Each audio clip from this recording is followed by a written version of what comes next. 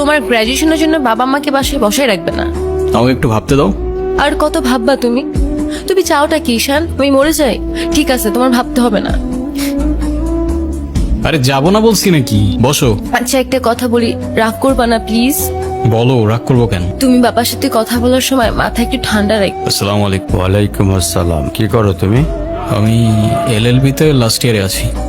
ও student, তোমার উদ্দেশ্যটা কিন্তু আমি বুঝতে পারছি। জি স্যার। তোমাদের মতো ছেলেরা কেন আমাদের মতো বিজনেসম্যানের মেয়েকে টার্গেট করে, কিসের লোভে, সেটা আমার খুব ভালো করে জানা আছে।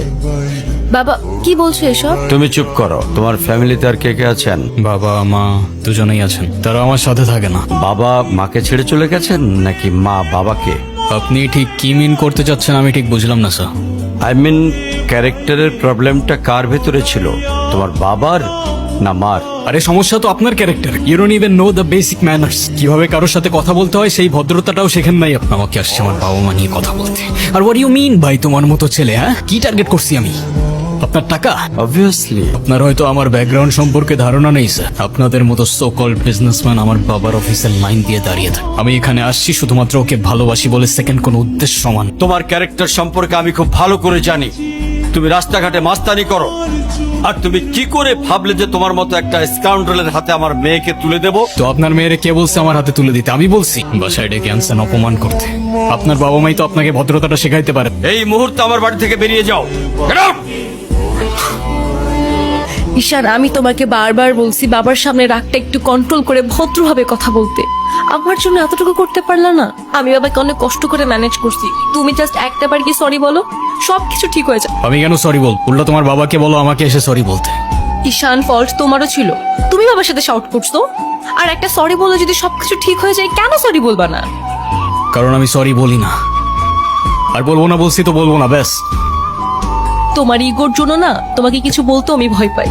সেদিন তুষার সাথে যা করছো, তারপর থেকে তোমাকে কোনো কিছু বলার সাহস পর্যন্ত আমি পাই না। এরকম চলতে থাকলে দেখবে একদিন আমিই চলে যাব। তো যাও না, তোমাকে তো আর কেউ আটকায় রাখে নাই।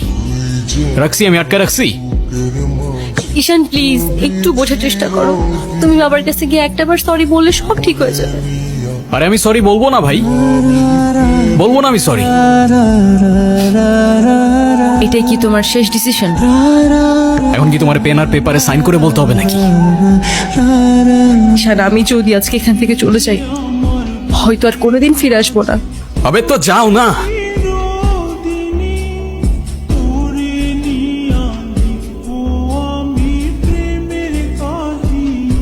তোর হয়ে আমি ক্ষমা চেয়ে নিচ্ছি। I am sorry.